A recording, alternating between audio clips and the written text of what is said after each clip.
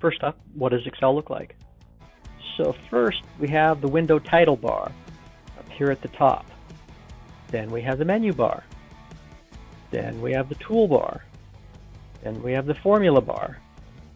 Then we have the grid, followed by the worksheet tabs, and finally the status bar at the bottom. Next up, the Windows title and menu bars. So up here in the Windows title bar, there's an autosave feature for every workbook, and you should generally click this on. I'm not gonna, but if I were to click it on, you have to have either OneDrive or SharePoint Online to save those, and if you don't have either, then this will be disabled. So as long as you have one of those services, online services, then the autosave will work and you should activate it to save your work automatically. There's a save button, the old 3.5-inch floppy icon. You can click that anytime you want to save your work. There's undo and redo. Let's go look at those. Notice they're both disabled. Let's go put some values in here. And notice that the undo now has some options. So I can undo. Ooh, G went away. Column G value. Undo again, undo again, undo again. And I can redo. Redo, redo, redo all the way out to the end. So you can do them one by one by clicking the button, or you can do the drop down and I could roll it all the way back and only leave column B. Oop. I could roll it back even further. Now everything's gone. It's back to normal. Or I could redo it all. So the undo redo has a history. It's pretty neat. Next up is, you'll never use this, customize quick access toolbar. It's very specific if you want to configure buttons and do stuff, but that's pretty advanced. Apparently you can do a search. I don't do it that way. We'll look at search later, and there's a different way that I do it. This is an interesting button, the ribbon display options. There's 3. You can auto hide. Now watch this. So notice the button, notice the auto hide, and you can get yourself really confused. Where'd all my buttons go? How do I get it back? Well, find the same button and click it again and go back to this. So there we are, back to the start. So I never use that, but you could if you want a whole bunch of real estate and get rid of all this vertical space that's used up. This one I use from time to time, the show tabs, but I never usually do it from here. Usually, well, we'll see later. I do it down here, collapse, and then have to come back and show them all. But anyway, there's that, and then there's the, of course, the normal, maximize, and minimize buttons. Next is the menu bar here below the Windows title, and it defaults to the home menu with the toolbar down below. You can move to the insert and the toolbar changes, move to draw and the toolbar changes, and so on. And I'm not going to go through all these right now buttons. There's a lot of them.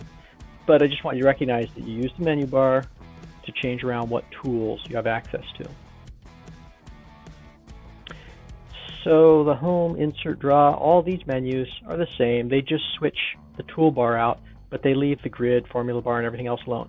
The file menu is totally different. Watch what happens when we click the file menu. It completely changes the screen. Now from the file menu, you access your opening a new blank workbook. Hit Control N or click this button. You can open an existing workbook or hit Control O. You can save or save as by clicking this. You can print. It's the only way you can print, or hit Control P back at the main page. And here under More, you have all your options. And there's a bunch of stuff you can do with the options. I'm not going to go into them now, but that's where your options live. It's on the file menu. Next up, the toolbar. So on the toolbar here, most of the buttons you're going to be using all the time are on the home or default toolbar. And you'll use the other ones sometimes, but not as much. I'm not going to review all of these, but notice that you can hover. So when you click on and get the focus back to this application, you can hover, and it'll tell you what the button does. Bold, italic, fill color, font color, make the font bigger, etc. So if you're wondering what anything does, hover over it and it'll tell you. Also, note that there's these little pop-up buttons that'll give you a whole bunch more details in a dialog. So that was the font pop-up, and if I do this one, it'll give me the alignment pop-up. I was just on the font pop-up. Now I'm on the alignment pop-up from there, and so on. It looks like just these guys have it. This is important. If you ever hit the collapse button, that's buggy. There we go. That's what it's supposed to do. It got stuck there for a minute.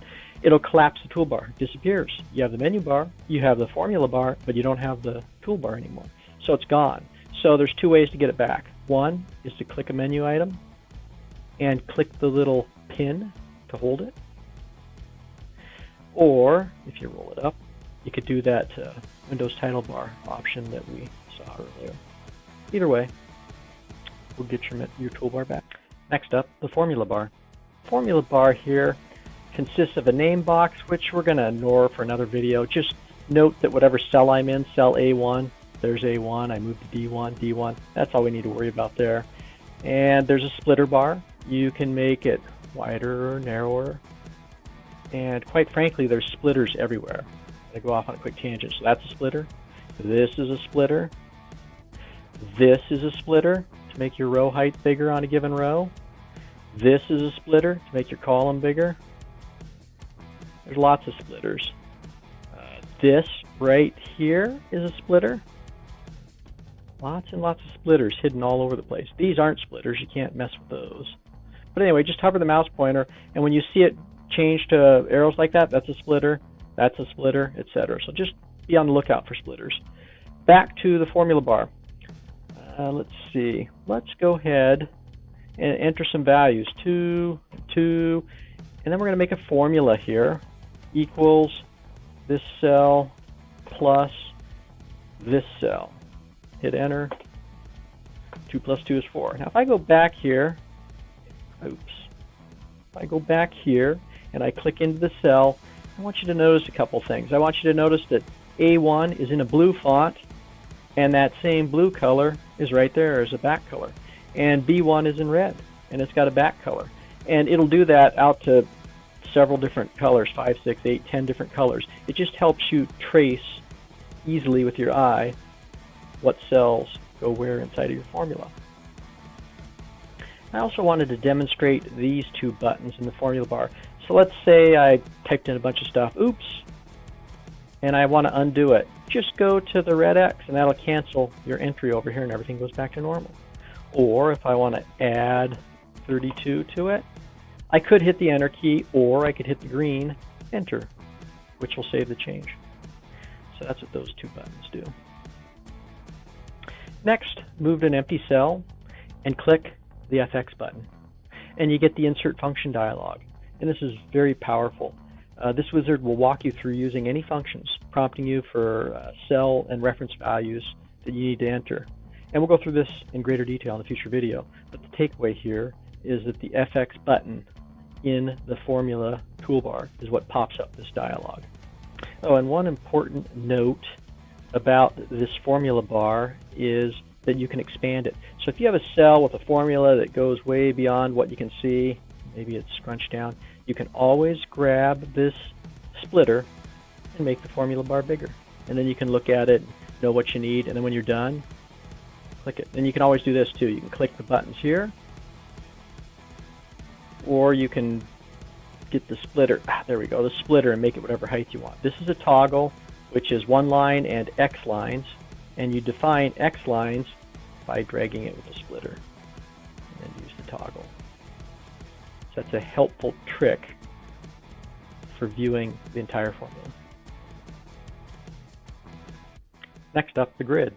This is the grid where rows and columns exist. Rows are numbered here vertically, columns go to the right, columns all the way out to XFD. I think there's like 16,100 and some. And rows, there are 1.04 million rows. Spreadsheets are pretty big nowadays with available RAM that's out there. This is where all the data and the formulas and the formattings, etc. resides, is in the grid.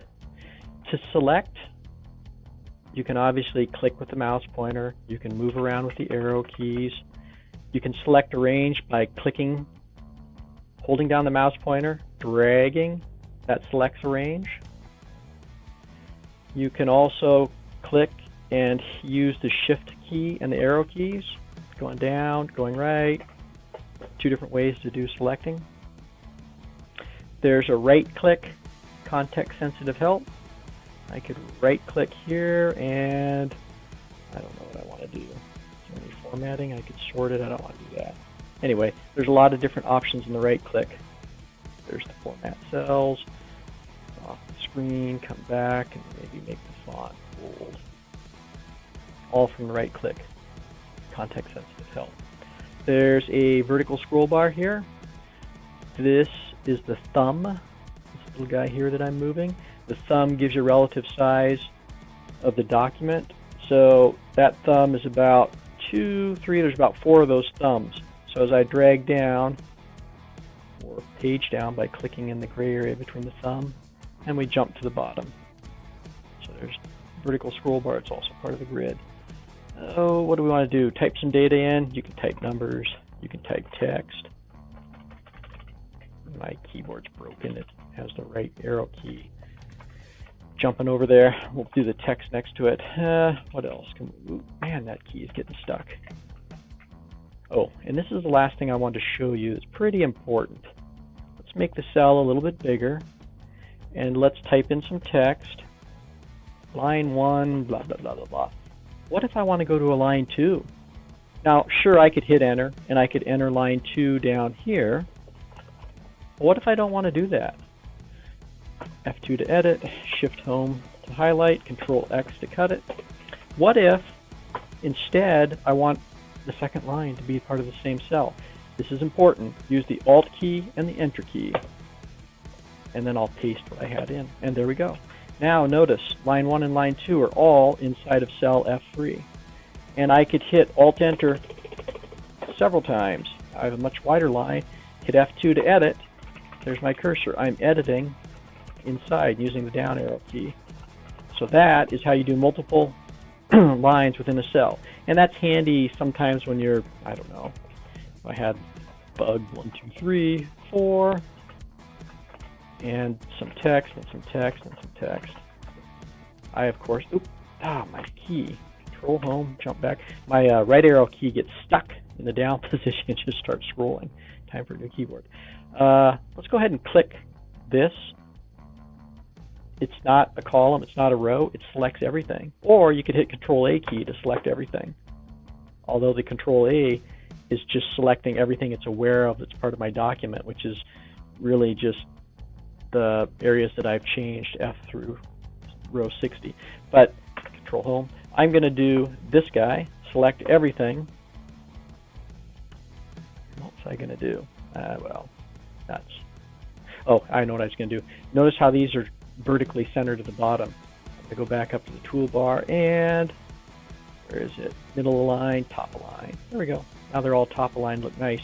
And I used Alt-Enter to get multiple lines entered on that particular cell. And finally, the worksheet tabs and the status bar. So the worksheet tab section down here, well, it has a horizontal scroll bar, so you can scroll and see the columns that are off screen. But it also has the worksheet tabs. Right now there's only one.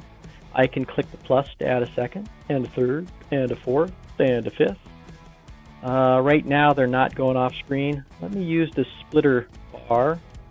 Not splitter, it's a defines width. But we just talked about earlier. So let me make it a little bit wider, and look what happened. Now all of a sudden the worksheets that are off screen, I can scroll like that, the worksheet tabs. But I'm going to make it wider, and then these are disabled. Plus inserts worksheet tabs. Right click.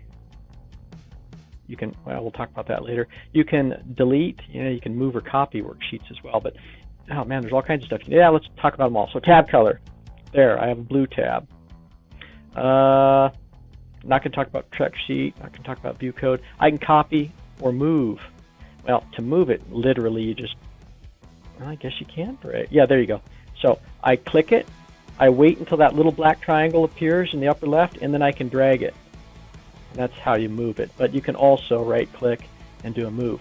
But to copy, that's where I really use that. I'll make it, create a copy, move it to the end, go.